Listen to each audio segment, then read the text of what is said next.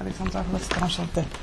Donc d'abord, je voudrais vous signaler que juste avant la journée du patrimoine, il y a un nouveau livre sur l'ambassade qui va sortir, sur la résidence, publié par Flammarion, qui sera disponible aussi dans les librairies spécialisées, dans les librairies d'art, dans les librairies des musées. Et donc, au moment de la journée du patrimoine, on va signaler aux visiteurs qu'il y a ce livre pour ceux qui veulent. Écoutez, donc voilà, je vous propose de faire un peu la visite. Moi, je vais vous raconter, si vous êtes intéressé par l'histoire de cet hôtel particulier, qui porte le nom l'hôtel de Monaco, puisqu'il a été construit pour la princesse de Monaco vers 1774 par Alexandre Brognard. Mais au moment quand la princesse de Monaco s'est séparée de son époux, le prince Honoré III. Donc, ils se sont... la résidence parisienne de la famille monégasque, c'était l'hôtel Matignon. Et quand ils se sont séparés, la princesse qui a acheté donc cette parcelle de terrain a demandé à Alexandre Théodore Brognard de lui construire donc une nouvelle demeure, au moins aussi belle que Matignon, digne d'elle, mais dans un style tout à fait différent parce qu'elle voulait oublier un peu son passé malheureux. Donc, comme Matignon, c'est la rocaille, et Brognard, c'est quand même, il était amoureux de l'architecture grecque, et rien que la bourse de Paris, c'est quand même un temple grec. Et aussi la princesse, donc, puisque c'était le tribunal de Paris qui a ordonné la séparation, mais aussi la restitution du dot de la princesse. Elle était génoise, elle était des familles des Doges de Gênes, donc elle était très riche. Donc après, elle a effectivement pu s'acheter à la fois les terrains et donc commander à Brognard la construction de cette demeure. Sauf que, à la fois la décoration, ni même la taille, c'était une demeure beaucoup plus petite qui était entourée par le jardin. D'ailleurs, à l'époque, le jardin s'étendait jusqu'à la rue Clenel. Et la princesse y a vécu jusqu'à la Révolution. Ensuite, cet hôtel particulier a été saisi. Il a été loué. Il y avait différentes ambassades qui se sont succédées, mais 1 an, 6 mois, l'ambassade britannique, l'ambassade du Portugal, l'ambassade turque, l'ambassade du Wurtemberg. Jusqu'à ce que cet hôtel particulier soit acheté par le maréchal Davout, donc un des maréchaux de Napoléon, mais qui, bien sûr, d'abord parcourait l'Europe avec Napoléon, et notamment il a passé 2 ans au Grand-Duché de Varsovie comme gouverneur militaire, et sa femme, qui était aussi la sœur d'un des maréchaux de Napoléon, elle préférait la vie à la campagne, et d'ailleurs leur propriété existe toujours, c'était à Savigny-sur-Orge. Donc elle louait, au lieu d'habiter ici, elle louait. Et donc, pendant une quinzaine d'années, entre 1826 et 1838, c'était l'ambassade d'Autriche. L'ambassadeur d'Autriche, le comte Apponi et sa femme, en fait, c'était le lieu de fête.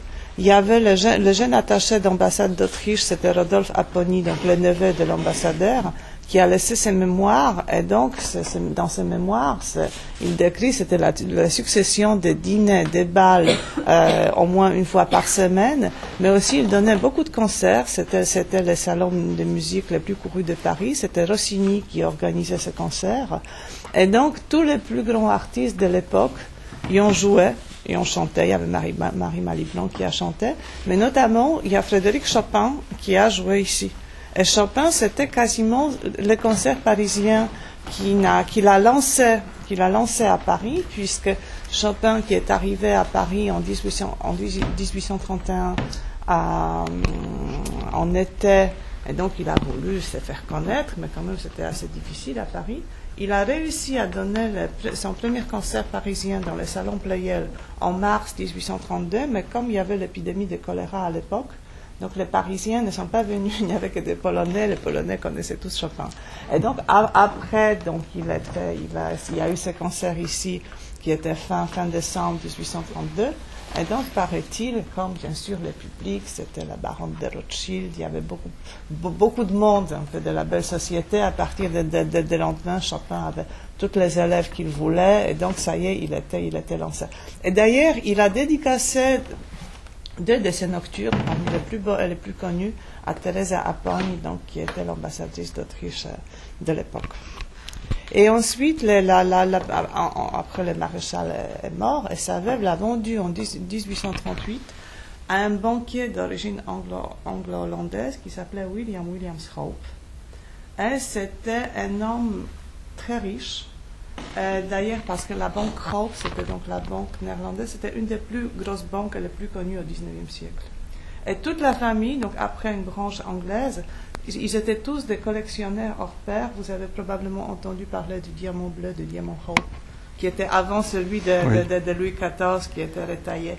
Et en fait, donc voilà, ça a appartenu à son oncle, Henry. Mais donc, William Williams, celui qui a acheté cette demeure, il a voulu éblouir les Parisiens. Il a voulu montrer qu'il était riche. Et donc, il a démonté une partie de l'hôtel particulier, notamment les toits, parce que ça a été rehaussé par la suite. C'est lui qui a fait construire des ailes latérales et donc toute cette décoration. Et donc, toutes les dorures, les marbres, les peintures, mais également ensuite, il a réaménagé pour lui le rez-de-chaussée, ce qui est assez exceptionnel parce qu'en principe, c'est au rez-de-chaussée que l'on recevait et à l'étage, c'était la partie privée. Chez lui, c'était l'inverse. Mais donc, c'est par exemple les vestibules et l'escalier d'honneur, c'était Hope. Et donc voilà, donc toute cette décoration que vous voyez ici date de l'époque de Hope, paraît-il justement ça, là vous allez le découvrir dans le livre dont je vous ai parlé, notamment paraît-il le nombre de lumières, de bougies par candélabre dans ces pièces, c'était quelque chose d'absolument ahurissant pour l'époque si on connaissait le prix d'une bougie. Et d'ailleurs, il a aussi donné des fêtes somptueuses, bien que paraît-il que les travaux qui ont duré 3 ans, l'ont complètement ruiné, riche qu'il était. Et donc, quand il est mort sans héritier. Donc, tout est parti dans une vente aux enchères. Et paraît-il que, même aujourd'hui, dans le milieu des antiquaires, la vente Hope, quand ils entendent parler de la vente Hope, ça leur fait, parce qu'il y avait des merveilles. Et notamment, donc lui, il avait à la fois des meubles, des tableaux, des objets, mais il était lui-même musicien, compositeur, donc il avait notamment des partitions d'une grande valeur. Et aujourd'hui, à la Bibliothèque nationale de France, au département de la musique, il y a tout un fonds Hope, donc probablement, donc qui provient de lui. Et cette maison a été achetée ensuite par un autre banquier, mais français cette fois-ci, c'est la famille Sellière.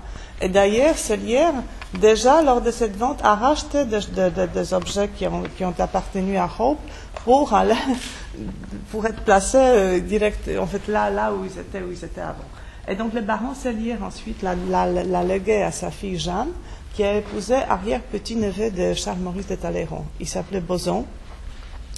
Et donc, c'était donc la deuxième moitié plus ou moins du XIXe siècle. La princesse de Sagan. D'ailleurs, l'hôtel particulier à cette époque-là, il s'appelait l'hôtel de Sagan. On l'appelait l'hôtel de Sagan. Et donc, la duchesse donnait ici aussi les bals, les fêtes assez connus, puisque c'était des bals à thème.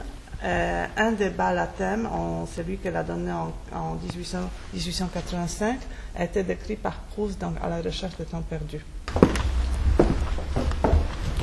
Et donc, je me suis arrêtée à la duchesse de Sagan. Et donc, ils avaient le fils unique, Élie, qui est devenu le deuxième mari de Anna Gould, vous savez, cette fameuse américaine qui était d'abord mariée à Bonnie de Castellane.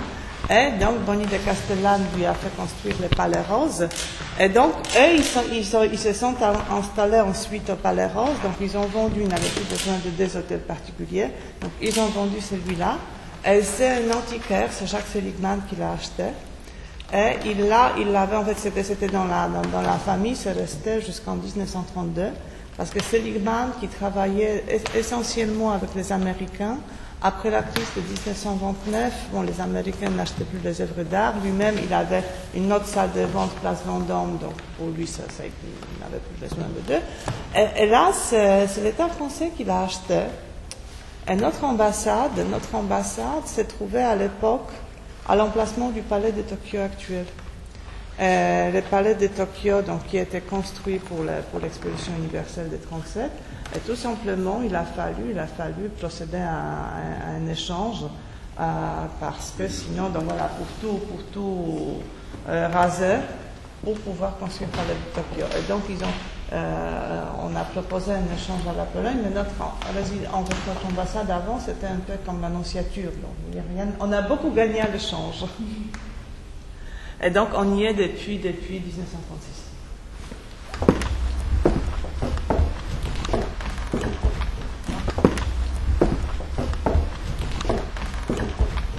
Avant la guerre, c'était le bureau de l'ambassadeur. Maintenant, mon mari a envisagé peut-être de se transférer ici. Non, après, ça aurait été un peu plus compliqué avec le secrétariat, le fax. Mais ensuite, quand le gouvernement polonais, parce que vous savez, la Pologne était envahie par l'Allemagne le 1er septembre 1939, et en fait, aussitôt, il y a le gouvernement qui quitte la Pologne, qui passe en passant par la Roumanie, viennent à Paris. Et en fait, c'est ici qu'est formé le gouvernement en exil, avec le président, le premier ministre. D'ailleurs, la photo que vous avez là-bas, c'est le général Sikorski qui...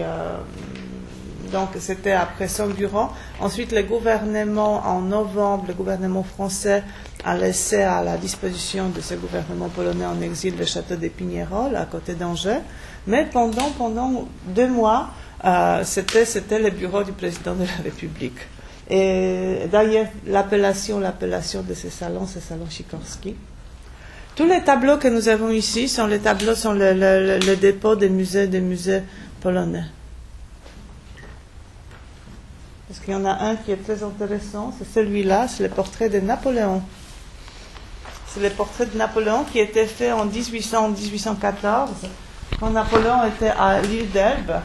Et il y a un peintre turinois, le membre de l'Académie royale de la peinture, qui s'est déplacé à Elbe pour donc faire les portraits. Il est quand même assez intéressant parce que c'est un des rares portraits de Napoléon, c'est le portrait de l'homme, ce n'est pas le portrait de l'empereur. Il n'a pas la couronne, il n'a pas de manteau. Et donc, du coup, personne ne le reconnaît. Je vous assure que c'est lui. Ici, il y a la salle à manger qui on peut aussi tous les pas. En fait, elle ne sera pas accessible. Il y aura un cordon.